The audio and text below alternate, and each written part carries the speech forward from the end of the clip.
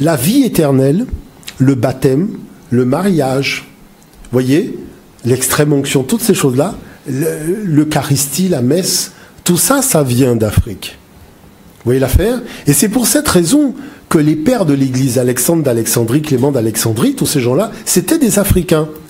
Et dans la bibliothèque d'Alexandrie, on avait mis les textes sur papyrus qui étaient les copies maintenant des textes qui étaient gravés sur les murs, comme dans le tombeau d'Ounas.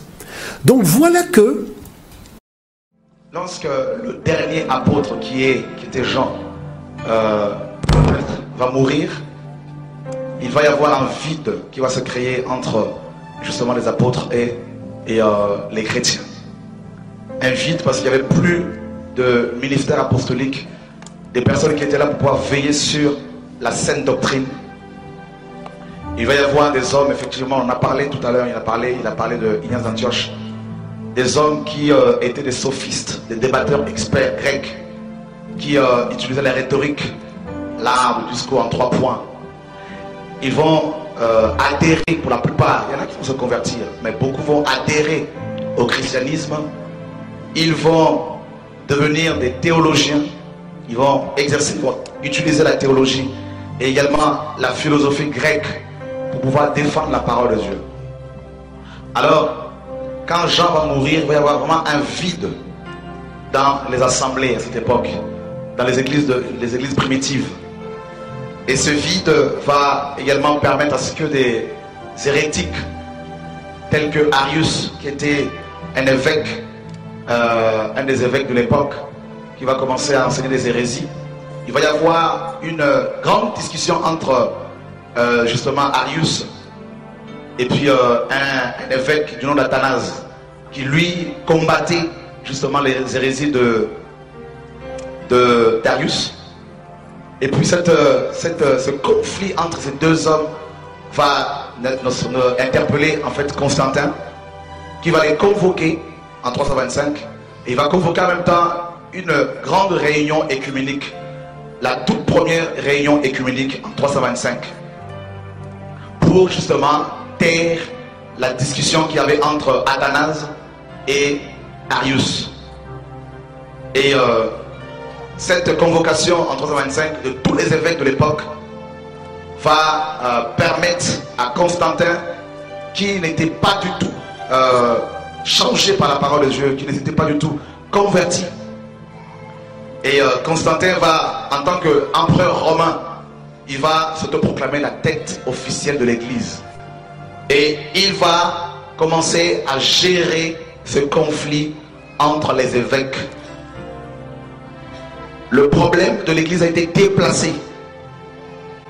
Ils sont passés du domaine spirituel à un domaine purement matériel, physique, politique. Bien avant même la date de 325 après Jésus-Christ, il y a eu plusieurs, à la mort de l'apôtre Jean, bien avant même l'apôtre Jean, avant qu'il ne meure, il y a eu déjà beaucoup de faux prophètes qui commençaient à se lever, tels que Diotrephe. Jean en parle. Déjà, il a eu à lutter contre Diotrephe, qui s'était accaparé de l'église, d'une des églises primitives.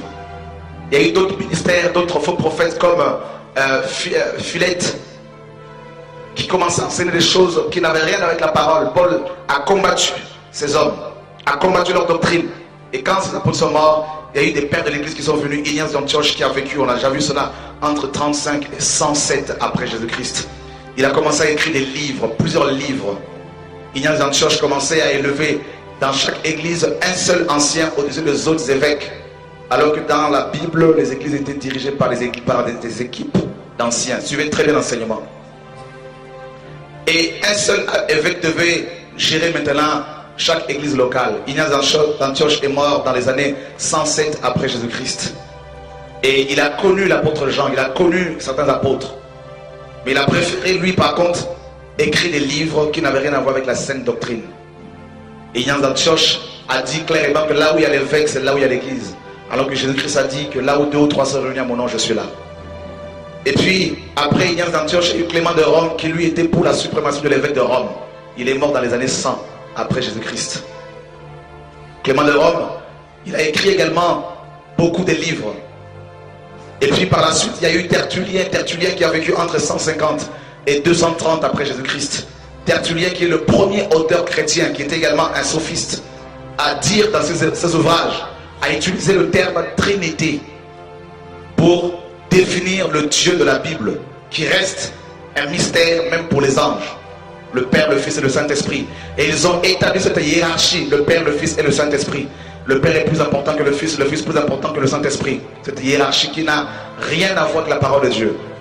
On ne peut pas définir, mes amis, un Dieu infini. C'est pas possible.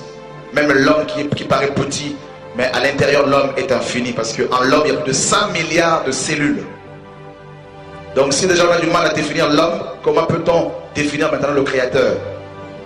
Et par la suite, il y a eu Cyprien de Carthage, un autre évêque, avant même le concile de Nicée.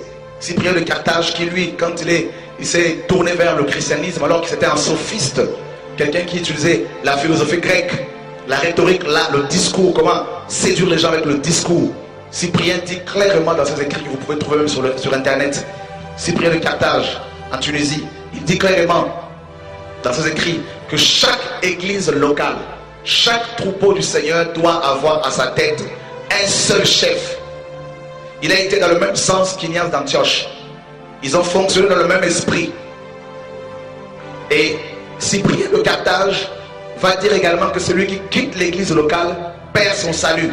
Voilà pourquoi beaucoup de pasteurs disent, en utilisant Hébreux 10, 25, n'abandonnons pas nos assemblées comme c'est la coutume de quelques-uns. Alors ils utilisent ce passage-là pour dire que celui qui quitte l'église locale perd son salut. Donc ils ont cet héritage de Cyprien de Carthage. Ça remonte au début du 3e siècle.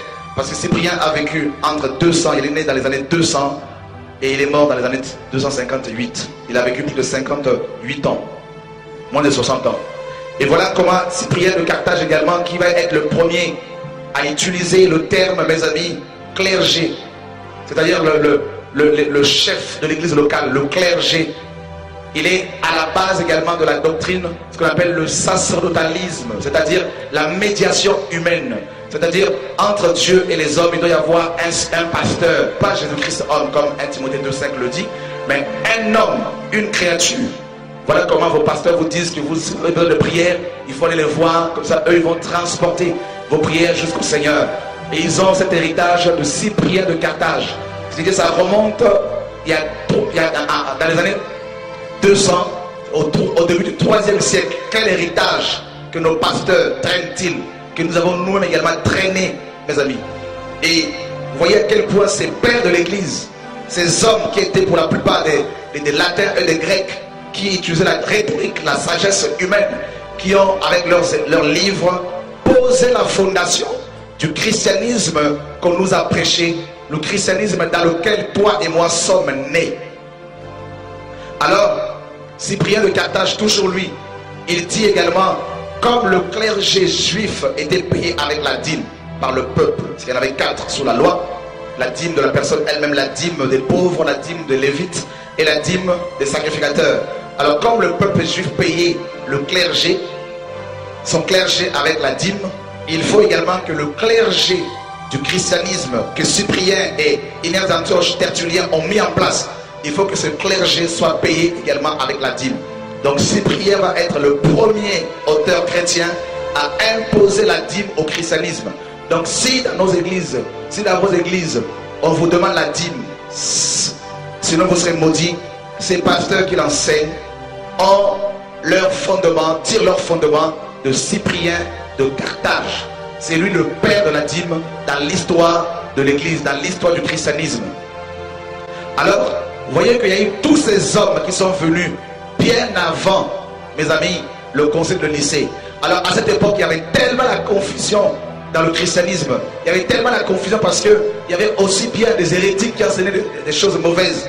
Et les pères de l'église qui ont voulu défendre la parole de Dieu, au lieu d'utiliser seule la parole et les fondements qui ont été posés par les apôtres, ils ont utilisé leurs propres livres, leur philosophie, et ils ont utilisé la philosophie grecque pour pouvoir défendre Dieu. Alors, il y a eu tellement de confusion que Constantin va utiliser sa position pour pouvoir maintenant taire toutes ces choses. Alors il convoque justement à partir des années 324, il va commencer à lancer la convocation.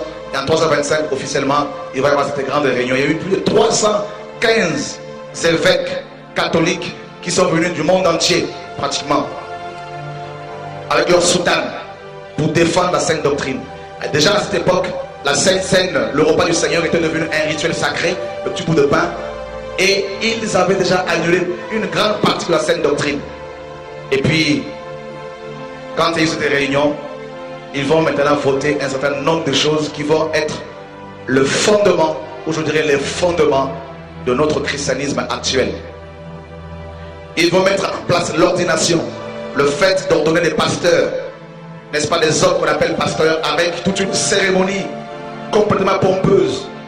Et ils ont copié les cérémonies d'ordination dans les temples gréco-romains. Comment les Grecs consacraient leurs prêtres. Parce que les Grecs avaient tout un panthéon, n'est-ce pas, de divinités. Il y en avait tellement. Ils avaient des temples et ils avaient, mes amis, également des prêtres dans ce temple. D'ailleurs, donc si vos pasteurs aujourd'hui sont ordonnés avec soutane de plus en plus, avec de l'huile d'onction, ils tirent cet héritage, mes amis, du concile de Nicée. Lisez la Bible, vous verrez que dans le Nouveau Testament, les anciens étaient, mes amis, reconnus par l'Église. Les diacres étaient reconnus par l'Église. Ce n'étaient pas les apôtres qui les imposaient. C'était l'Église qui avait la responsabilité de choisir, parce que ces hommes portaient leurs fruits, de choisir les anciens qui allaient travailler.